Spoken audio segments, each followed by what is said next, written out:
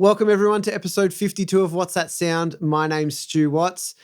Before I get into who today's guest is, I just wanted to keep you updated about what's going on with What's That Sound?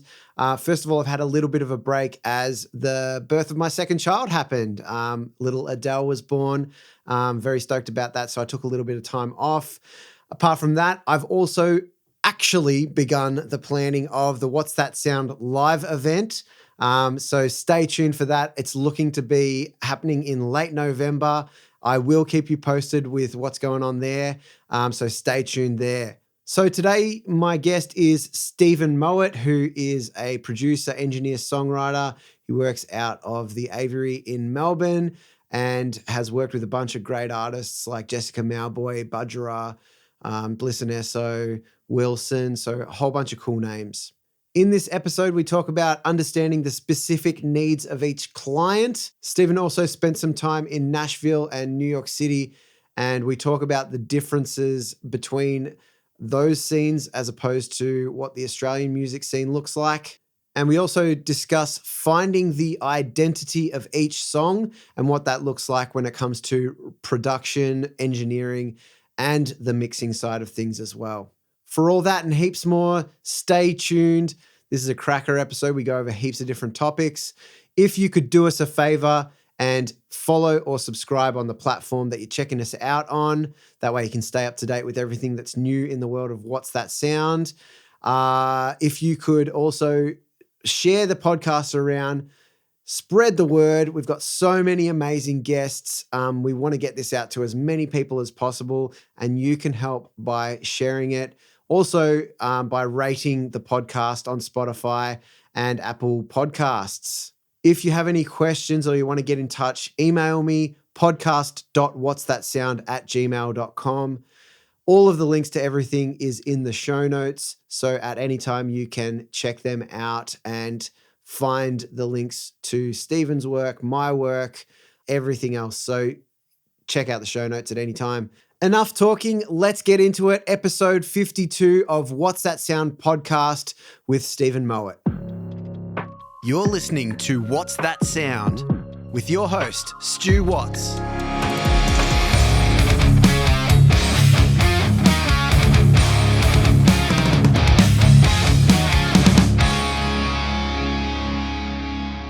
Welcome, everyone. I am here with Stephen Mowat. Welcome to the podcast today. Thank you, Stu. It's good to be here. Good to be here too. Thanks for having me. You're welcome, man. For anyone that doesn't know you or what you do in the industry, give us a bit of a quick rundown. Yeah, I'm a producer, mixer, writer, largely. A little bit of live stuff, but not much. But yeah, that largely just production, mixing, engineering, and some songwriting. Yep. And how long you been doing that for?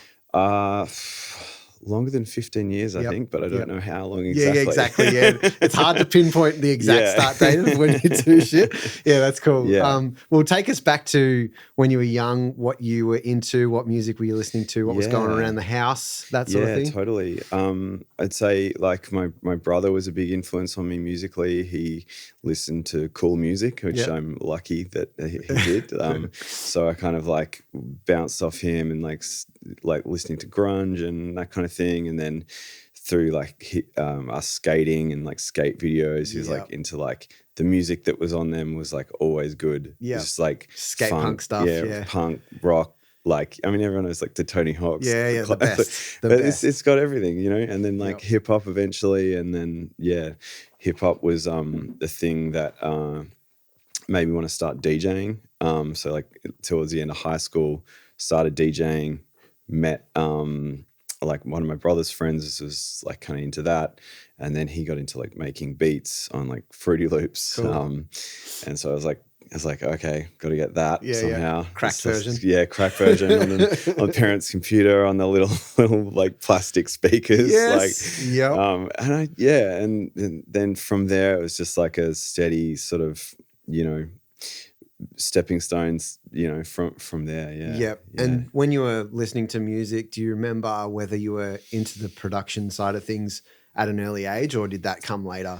I think I was, but I was probably mystified by what was going on. Like I go back and listen to records that I used to like smash back then, and I hear things now that I like had no idea about. Yeah. But even just simple things like I used to be a big Tool fan, and like I remember like going back and listening to some of their records later and going, oh my God, all of the guitars are just stacked in mono. Yeah. Like it's just like, but all the drums are like incredibly stereo. And I was just like, what the hell? Yeah, I know. It is funny when you think of some of the stuff you feel like, oh, it was huge production. Then you go back and you're like, there's one guitar. Yeah. One guitar. It just was like a band playing. I was like, whoa, so crazy. sick. But yeah, that's awesome. And when you kind of first started, you know, delving into production, recording, songwriting, that sort of thing,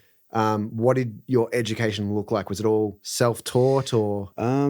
I think like largely self-taught at the beginning. I was talking to someone recently about like how like, you know, there used to be a couple of magazines like back then, like, you know, Sound and Sound, or like there was like Scratch magazines for like when I was like getting into DJing and making hip hop. There was a little bit of that stuff, like and occasional internet resources, but it really wasn't much. Like, and then later I went into I went to Box Hill TAFE and I did a advanced diploma over like 3 years.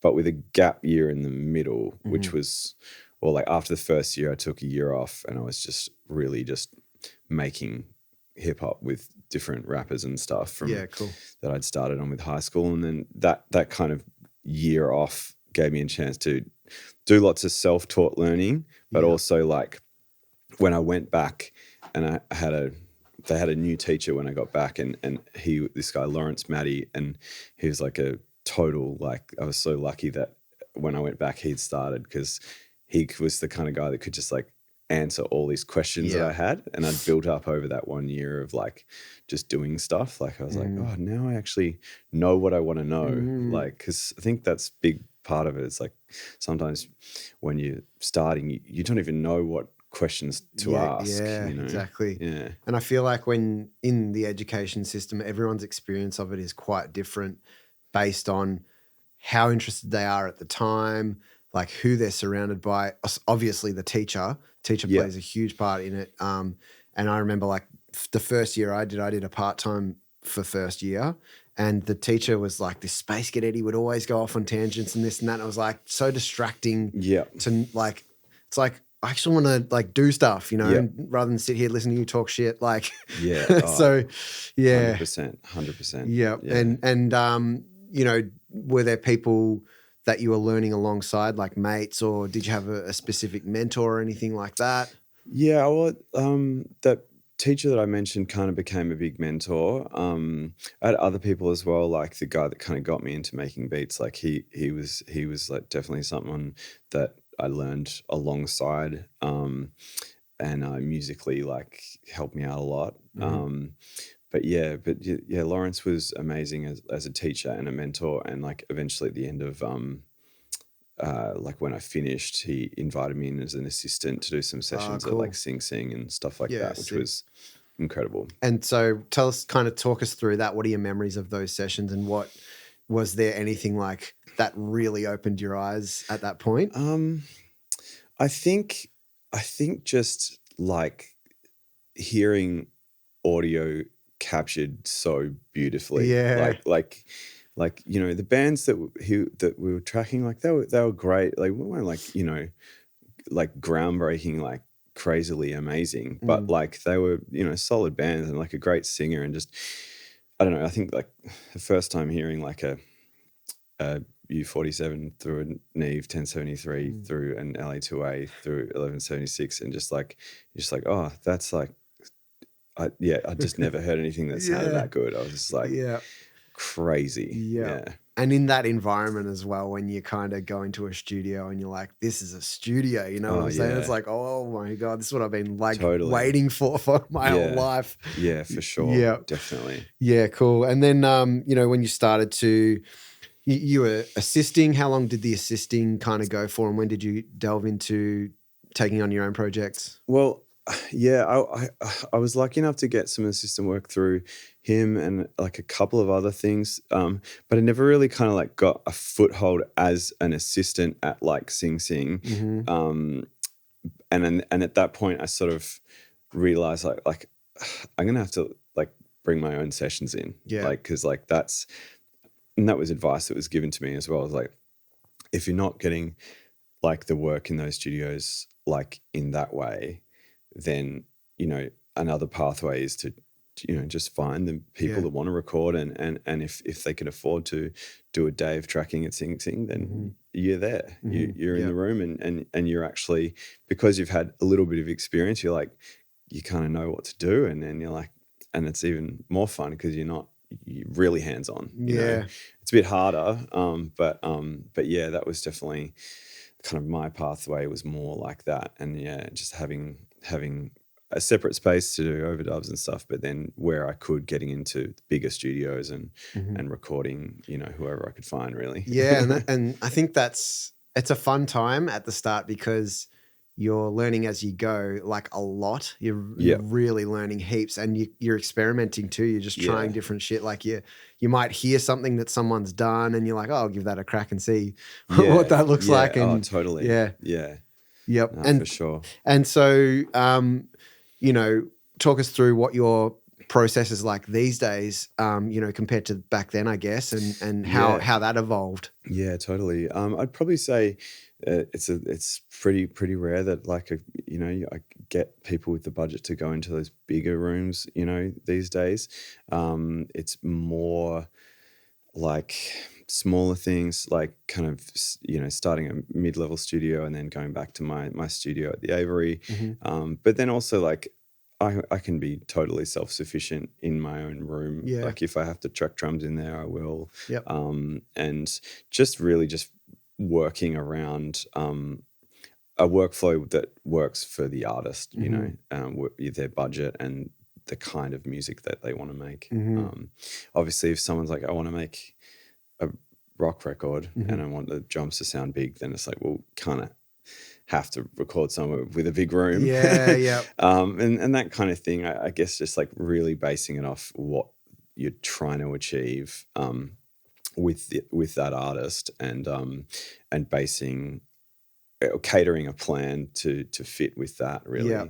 Yeah. And so talk us through that kind of process of understanding what the client wants, like the onboarding process, I guess. If you're working with someone for the first time, does it look similar each time, or is it quite different?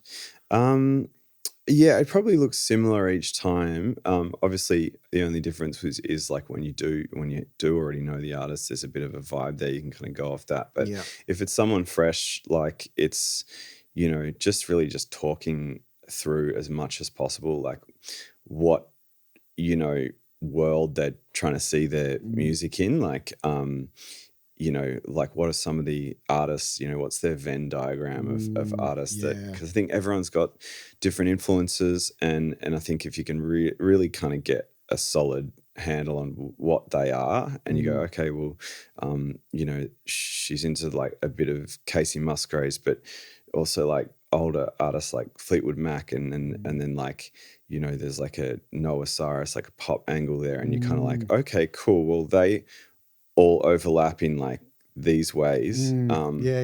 So what, and then it's like, do you have a band, or like, do you want me to find players, or would you prefer if the drums are more like electronic, or that kind of thing, and sort of like nutting out those main things that are gonna massively affect like the direction you go and the calls that you make to sort of to set up the session, I guess. Yeah, for sure.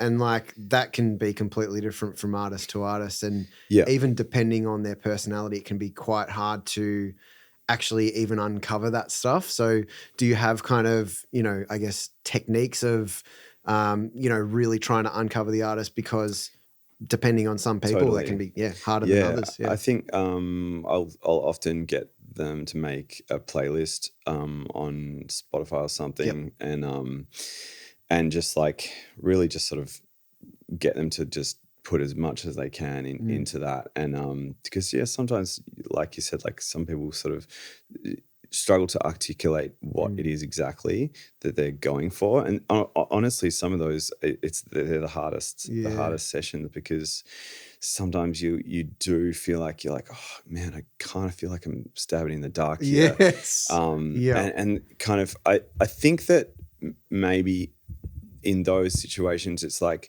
learning to like follow your intuition. Like that's been a big thing I think I've worked on, because you can ask someone and be like, are you vibing this like direction? And they might say yes, but they're not. Yeah. So like, because everyone's like, we're all like trying to be like lovely people, and sometimes people just don't like saying no. Yeah, like, I know. Because like conflict is like a thing that a lot of people are like, no. Yeah, exactly. I don't want to do that. Exactly. It's true. It's like there has to be that some sort of breakthrough. And I've talked about it before with different people on the podcast. There has to be, for some people more than others, there has to be a point where you kind of go, hey, let's have a bit of a chat. Like, maybe we need to like actually communicate a little bit more than what we have already, and be like, something's off here. Let's figure out what's missing here. Totally. And sometimes it's like,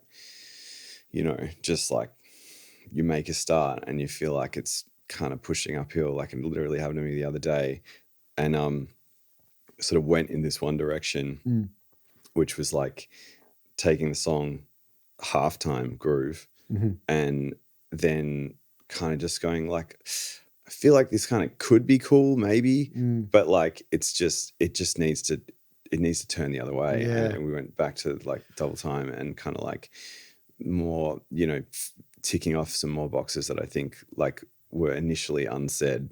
And then you like uncover it and you're like, oh, okay. Yeah, this is what the song wants to be. Because there's so many options. Like you can go you can really go anywhere. It can be whatever. And usually the people in the room are happy to go wherever as well. There's some people are more like, no, it has to be like this. But then most of the time, I'd say more often than not, everyone's like, yeah, let's give it a go, see what happens. Yeah, for sure. Definitely. Yeah. And so I guess, now that you've been doing it for that amount of time, do you realize that there were some maybe expectations of what the music industry would be like when you first got into it, and how has that changed, with your experience? Yeah, that's an interesting question. I don't know if I had too many expectations like on what it would be like, and maybe actually that's kind of helped me, because I've sort of tried to just roll with the punches in a way, like kind of just go like figure out what it's going to take to have a career and to get paid and kind of all those sort of stepping stones to making this into a proper career, and kind of just moving through it. I mean, I've definitely learned heaps about like how the industry works, like in terms of like from labels to publishers to like all of these, different moving parts, and how that all sort of works, and how like those things can help me, and what parts I don't need to concern myself with as well. Yeah. And you mentioned things like finances and, making sure that everything's keeping on track. Let's expand on that. What sort of things did you start to uncover, or, with time peaks and troughs? We see that all the time in the music industry, creative industries in general. There's like times where you're busy as hell. Oh, that's exactly it. It's like, it's learning to, learning how to manage cash flow, and remembering that, like, if you look at your bank account and there's like a decent amount in there, and you're like, there's not really, like, this will like, disappear. It might look good, but like, a couple rents and a couple this and a couple that, and a little week or so of slow work stuff, and you're like, oh shit, yeah. Maybe I shouldn't buy that bit of gear or that plug-in or something. Totally. Yeah, definitely. Yeah, and so, along with that comes, I guess, like client acquisition and, meeting people, networking, making sure that you're keeping the ball rolling. What does that look like for you? Yeah, I mean, I guess it's like putting yourself out there. So like, you know, whether it's like going to gigs, like, you know, I'm not great with social media, but I'm there. Yep. I'm trying, Yeah, you know, yep. everyone's got to try, you know, Yes. like, some people are fantastic at it, Yeah. and, you know, other people, it just doesn't come as naturally, but Yeah. that's okay. Like, I've been lucky with, a lot of people coming to me, either through Instagram or just email or whatever, and just hitting me up and then just like, yeah, I guess connecting with those people and figuring out what they're after. You know, sometimes I do stuff that's just a mix. Someone's like, I just want you to mix this one song. Super, you know, straightforward. Other times it's like, hey, like I want to do a full EP and, you know, everything, and you just sort of, I guess, like take each sort of thing as it comes and figure out a plan for each artist.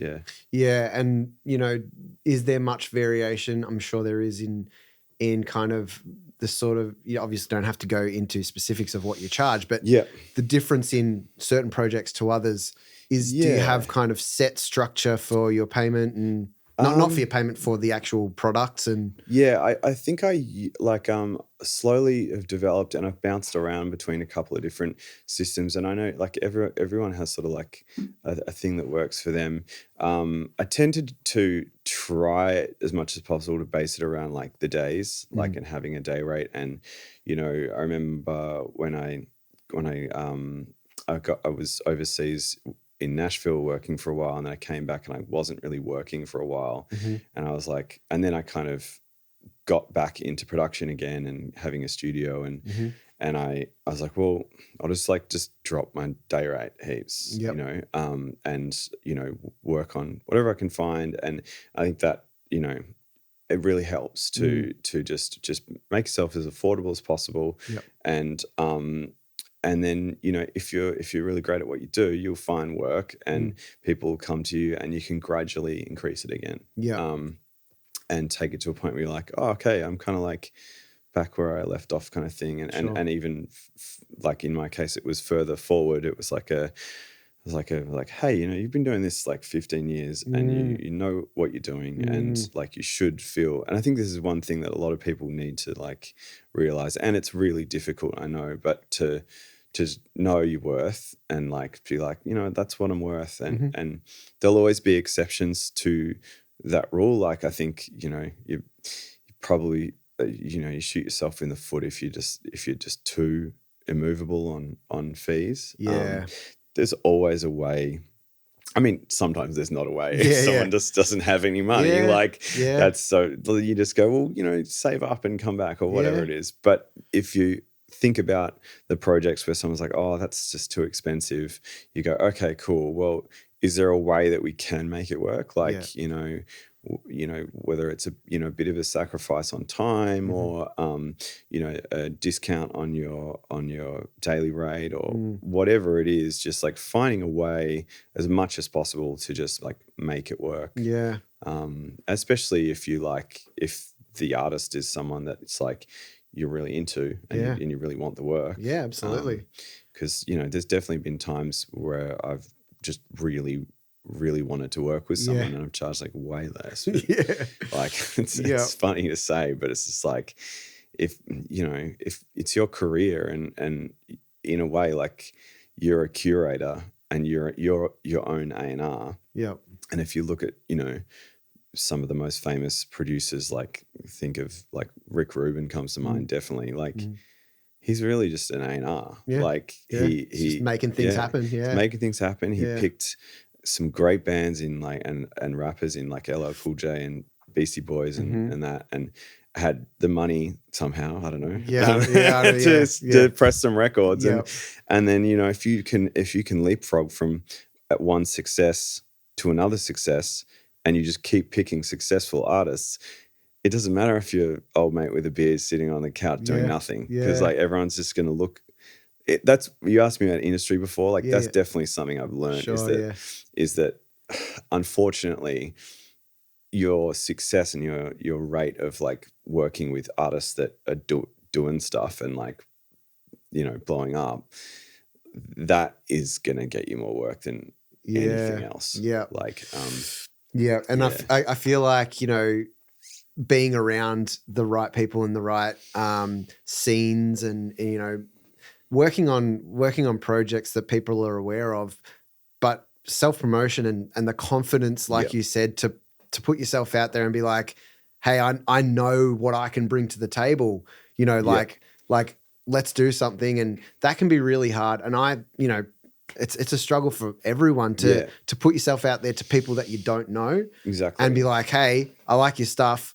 I do this. Yeah. Let's meet up and try and find a way that we can work together. Totally. Yeah. And I think like also like being willing to you know maybe spend you know, either like doing a day of writing or where it's that there's no pressure or fee attached to it. You're just like, hey, let's just like write something and we'll have a split if that song becomes a thing, and it's like a kind of like a speed get date, to know you. Yeah. And or even if it's just a coffee and a hang and a chat about you know, just like spend a bit of time. Like it's an investment. You know, it's an investment of a small amount of time that may, you know, blossom into work. So, yeah. And it's a cool way to like uncover what everyone's interests are and whether you click. Like, you know, because you're trying to write songs, like what's more personal than that? And like, it clearly defined. Well, some people are more malleable than others, but usually you kind of fall into a pocket of like, here's how I write, or here's the style of music that I really dig, or, you know, whatever. Definitely. So it's a cool way to uncover that. Now, you mentioned that you spent time overseas working, you know, you've done stints in New York and Nashville. How did that experience differ to, you know, this podcast is made around people in Australia. Yeah. So it's kind of like Australia's quite a different ecosystem and way of working to other places in the world. And, you know, give us some of your experience of that. Yeah. It's funny. The first thing that came to my mind was like money. Yeah. Like, there's just like, it's crazy. Like just like the writing studios that like a publisher has, like, you know, you walk in and there's just like, just so much gear, and it's like, I bet you no one even uses it. Exactly. It's like one channel. It's like, you know, it's one thing plugged in. Yeah, it's just like, and it's that was definitely eye opening. Like, just there's a lot of money over there. But there's, you know, just the gear side of things, you know, to tie in with that, the money thing. Like, there's some amazing studios, like fully like just incredible. Like I was just just like there's some really, really incredible ones that I got to work in. I think definitely the session musicians was a big difference for me. The level and the standard over there. I mean, I know some incredible players here. I'll just say there's just not as many of them. You know, there's over there I was like just, and you know, these were like people that weren't super busy. They were in their, you know, their first or second or third year out of Berkeley, and they'd moved to Nashville, and they were all hanging out and had a bit of a, you know, a group together, and we got to, luckily through friends, meet some of those that crew, and like they're all sort of, you know, someone was playing with this artist, and there were like a couple of songwriters in the group, and kind of just that sort of I guess community aspect, which was awesome here as well. So I'd say that's like similar, but just like deeper, like, and wider. It seems to me that the opportunity to connect with, like the likelihood of connecting with someone that you resonate with potentially is more so there just because of that, because there's just more people, and, you know, what do they have, the performers rounds, what do they call them? Writers rounds or something like that, you know, like, where songs, you know, in the round, like songs in the round, like that sort of stuff's awesome to go to. And I was lucky to meet a producer, this guy Marshall Altman, who had a studio in Berry Hill, which is like, Berry Hill's like this spot in Nashville where like all the studios, not all the studios, but there's like a street where it's like every second house is a studio, and they'll look like houses. It's funny. But there's like House of Blues and like Blackbird's near there, and like it's an incredible area. Mm-hmm. And the other thing, like Blackbird's there, and like they have like the most incredible rental system. Like you can walk in and get a vocal chain for like I think it was like $90 or something for a day. It's crazy. And it'd be like a U47, a 1073, and a compressor of your choice. Yeah, like, just the foundational ecosystem, the structure of the way things. Totally. It's just not possible here. There's not enough money. There's not enough people. There's not enough like interest. Totally. And you know, with Nashville especially, is like the actual city is known for that. I mean, Melbourne is known for its arts, but it's not in a wider kind of like across different art forms kind of way. And a live music scene is pretty incredible here. Yeah. But yeah, like another big difference was like just societal difference was like in Nashville, like, you know, getting into a car and an Uber and telling them that you're in music, like they're like, oh, really? Like, oh, awesome, man. Oh, yeah. And they're like, chances are they're like, they were in music as well. Or if they weren't into music at all, they were just like super respectful of you, super respectful of your occupation. Cool. And it's just like, that's like so validating, like to feel that. Cause like, you know, like I think we've all sort of been through the thing that happens often in Australia of like, you know, around Christmas dinner or whatever, and like, you still doing the music thing? Yeah, you're still doing the music thing? Everyone's experienced that. Yeah. How's that going for you? Yeah. And you're like, it's a loaded question. Yes, exactly. I know. Hey, thanks so much for listening so far. There is plenty more to come, so don't go anywhere. I just wanted to let you know that this podcast is made completely independently by myself with no sponsors. So if you like what you hear and you would like to show your support, you can send a donation to the PayPal link, paypal.me/whatsthatsound. The link is also in the show notes.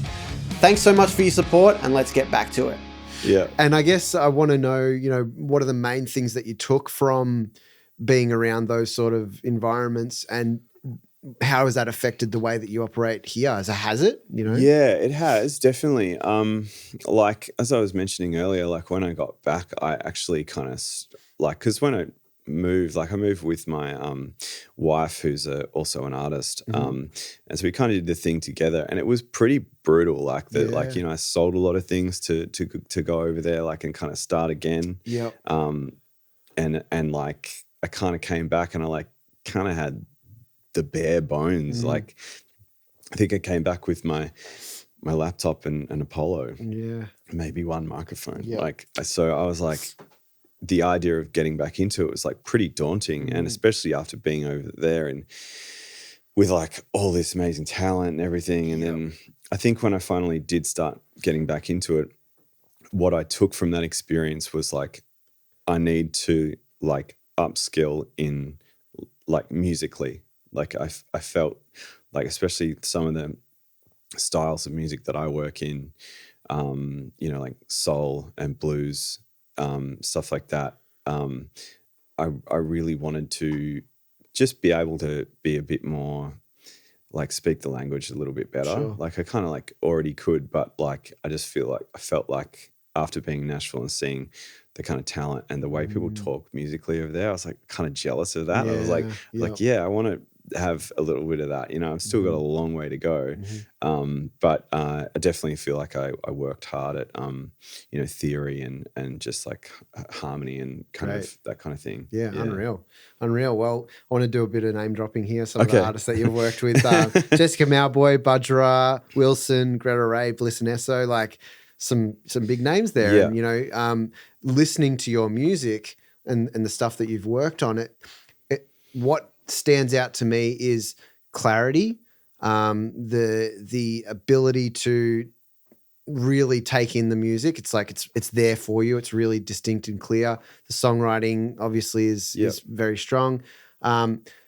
There's a distinct character on every single song, and you know, difference in drum sounds, different in vocal processing and stuff like that. And I love that. You know, some people like to have a sound where I don't think that is the thing. The thing for you that I can hear is individuality between songs. And Thank you.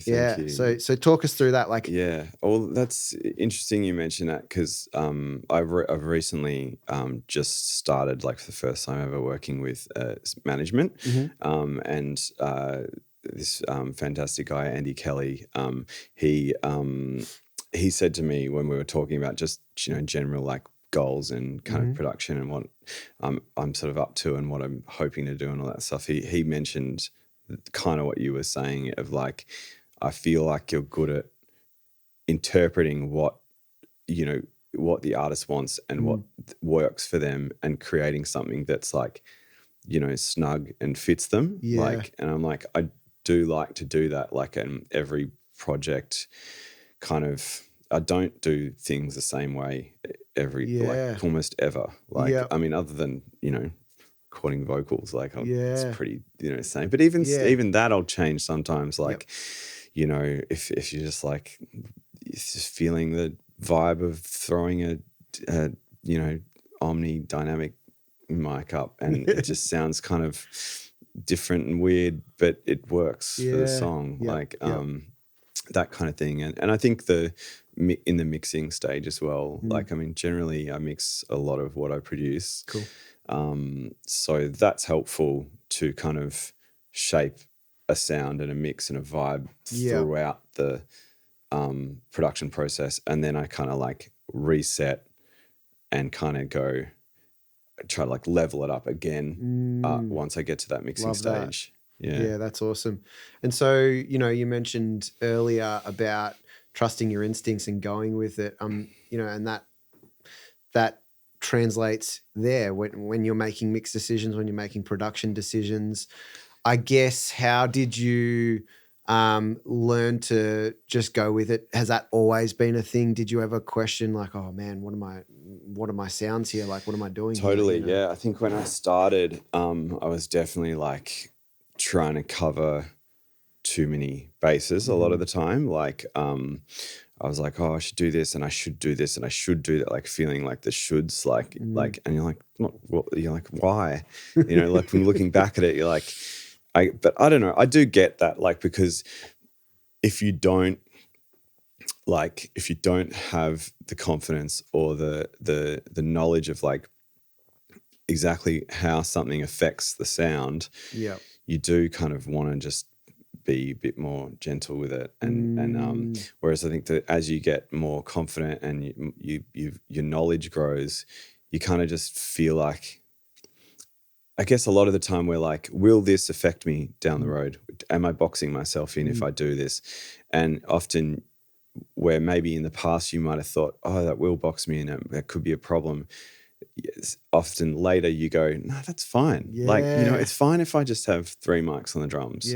It's like, how is this going to stuff me up? And you're like, it's not. It sounds rad. It's cool. Let's just do it. And what I think about in that instance is, like, in a few years, if you listen back to that song, you've probably forgotten how you did it anyway. And like, the listener doesn't know how you mic'd a kit.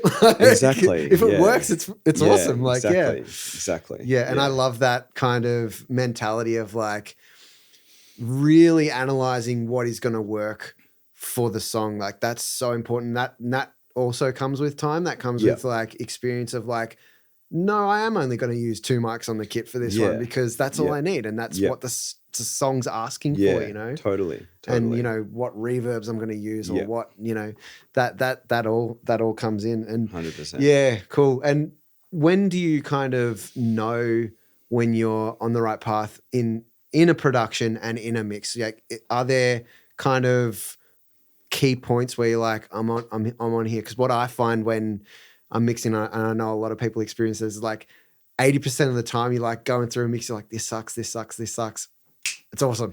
Yeah, totally. Yeah. I think it's like, for me, I probably have like that, what you just described, but also like the little wins. So like, where it's like, you're like, you got it up and you're starting from your rough and you're like, it's kind of a vibe, and then you pull it into a template, and I'll kind of like start like kind of like, I use a template for mixing, and what that really helps me do is if I'm mixing my own work, it helps me reset, because it goes, it's a new session, it's a new session file name, the template comes in, arrange things, you route things. There's like a technical process that you have to go through.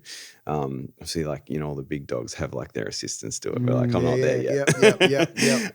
But I like kind of the process of doing it, and it helps you reset. And then I'll get the drums, and I'll, you know, look at the drums for a while, and you might have like a win with the drums. You like mute some things. Maybe you pull up one mic, and you're like, that's the whole drum sound is going to go around that one microphone. And you know, that might be the overhead, or it might be a weird one on the floor behind the drummer's seat. Like, you're just trying to grab something, grab a hold of something that's like doesn't sound like everything else. It just sounds a little bit different. It doesn't have to sound like worlds apart from everything else, but it just sounds a little bit different, a little bit cool, a little bit like there's a great saying that I love, like shitty is pretty, which is like the Daptone, like Gabe Roth is a fantastic engineer and musician, did all like Sharon Jones, Amy Winehouse, like that stuff. Like, that shitty is pretty thing. Like I think about that a lot. And it honestly is like, you know, just it's older character, gear. personality. Yeah. It's just like, you know, you record something through like some $40 mic that you don't even know what it is. Like, chances are you're probably going to like something about it. Like maybe it can't be your whole sound, but you're going to listen to it and you're like, fuck, that sounds cool. Yeah. And that's something that I always try and always recommend to other people that I talk to, that, you know, is like when you're in the tracking stage, do that. Like chuck in an extra mic somewhere that you wouldn't think that you'd use, put it in a weird place. And, you know, sometimes like I'll have talkback mic for the drummer and it's like, talkback, oh, that sounds sick. It's like a shitty, you know, it's like an SM58 that you probably wouldn't use on the kit anywhere else. It happens all the time. I love it. That's so cool. That's so cool. And I like to talk about, you know, what are some of the, you know, difficult parts of being a career, well, having this as a career and being in the music industry. Like, what are some of the things that you've had brick walls where you've gone, you mentioned music theory, but are there anything else music industry wise where you're like, I've had to really get better at this?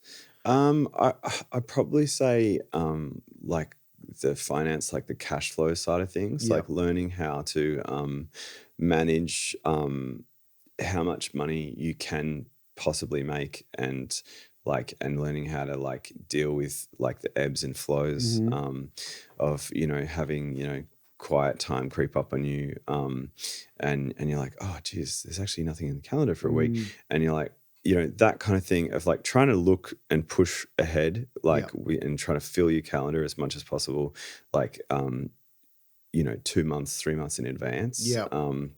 That kind of thing's always super hard. Because sometimes it's like work just doesn't come in a uniform fashion. It's like some people are like, they want to book in advance. Other people want to, you know, hit you up and they're like, hey, you want to do next week? You know, that's really hard. I'm not too sure. Like, music theory and that kind of thing was part of it.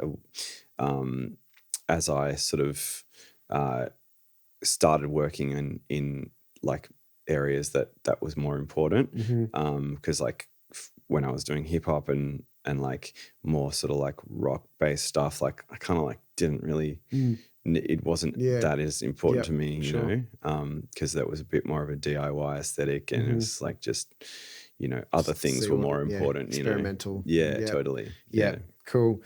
You know, we talked a little bit about social media, but I want to talk more about, you know, marketing yourself in general and advertising. Like, is that much of your, do you think much about that sort of stuff? And, you know, you mentioned a lot of the stuff comes to you, which is great. You know, word of mouth is obviously the best way to get jobs, but what's the other side? And like, you know, I think being like I was saying, like just as active as you can manage on social media, like you know, making sure you always put all the releases up and getting behind, like when an artist is in a release cycle of an album, you know, making sure you're there reposting every story, and and also like saying meaningful stuff about the work that you did. Like I feel like people read that and see it and they're like, oh, this guy cares. Gives a shit, That kind of thing. I'm lucky enough to have a publishing deal. So often my publisher will be like, hey, this person's like in town from Sydney. They're looking to do some writing sessions. Like, would you be up for doing a day with them?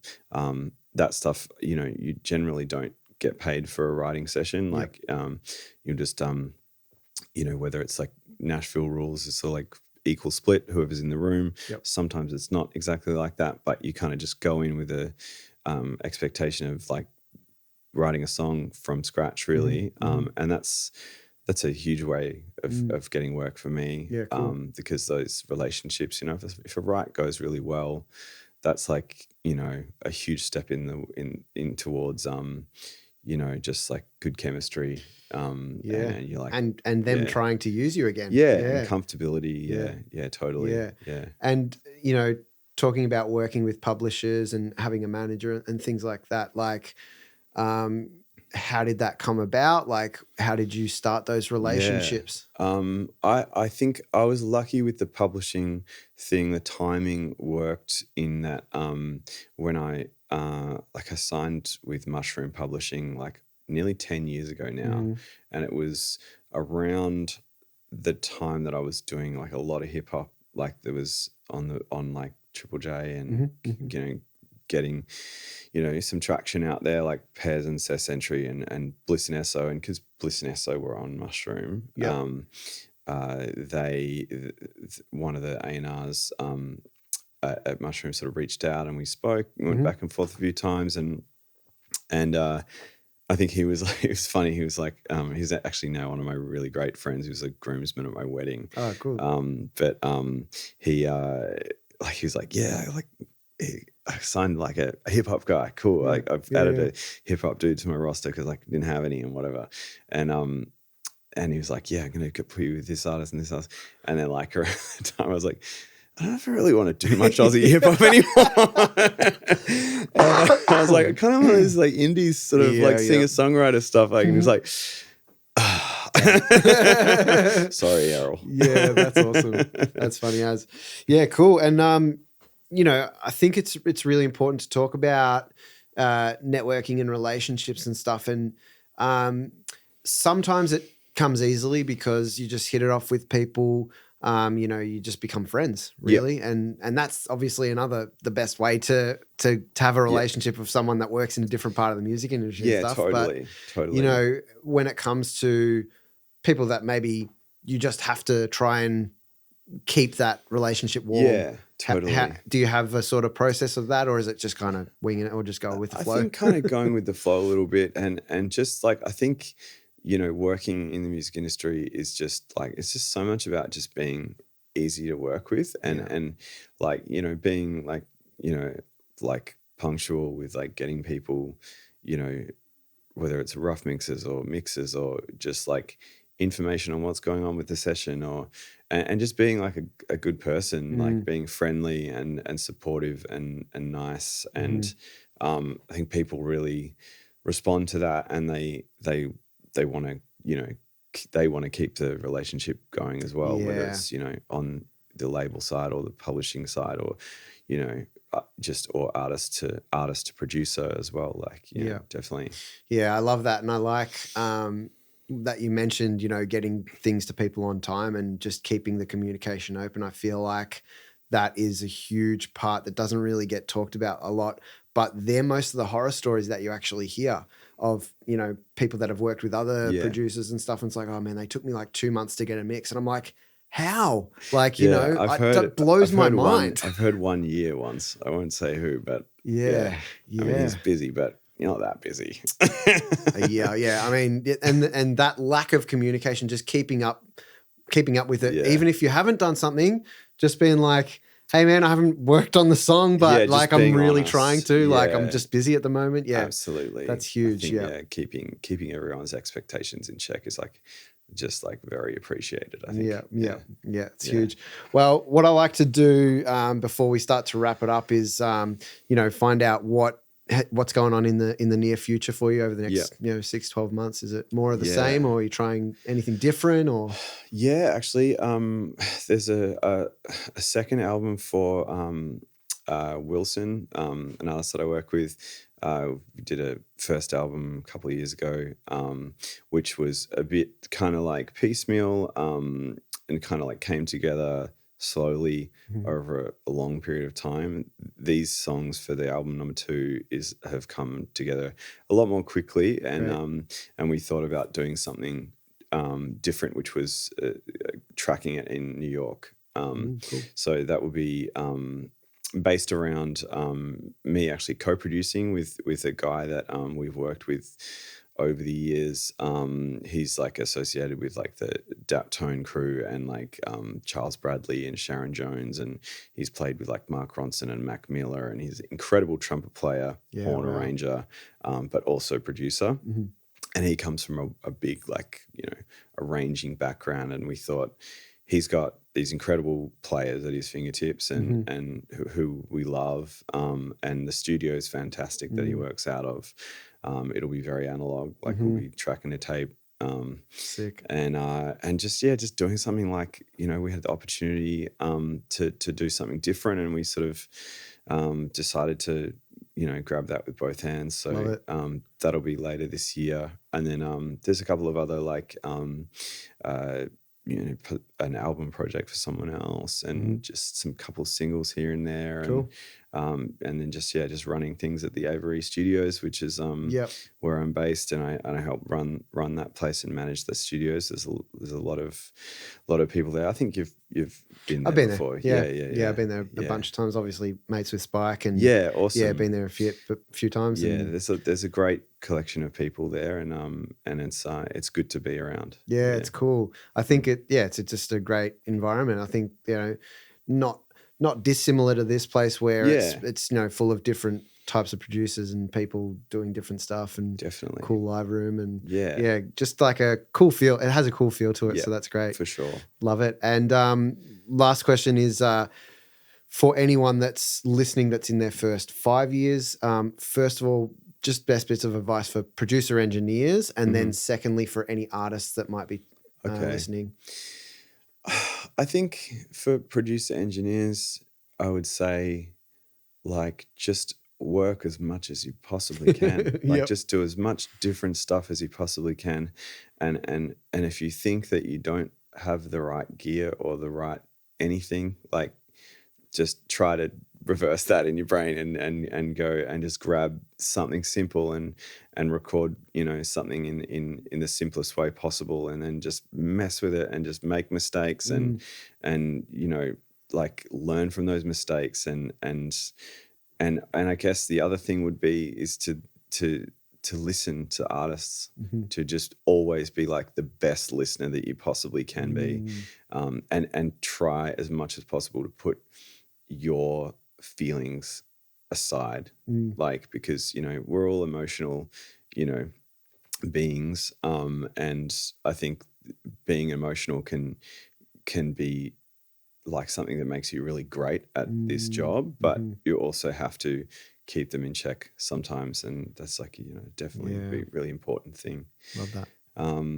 For artists, I mean, sort of the same, really. Like, I think like doing as much work as you can and writing as many songs as you can. I think like if you write 5 songs and try and make an EP, like I'd just say don't do it yet. Write 15. Yeah. Like, it's a big, like, like labels sort of say that a lot. Like, they're like, we want you to create like 40 songs to make a 10-track album. Yeah. And like, that's not to say you have to do exactly that every time, but the principle is correct. Yeah. Like, no one knows, like, someone said to me once, like, every writer or artist like has, out of 100 songs that they write, if you're John Lennon and Paul McCartney, like 98 of those songs are going to be pretty freaking good. Yeah. Like, if you're one of those songwriters, it's just a gift for you and it just comes out.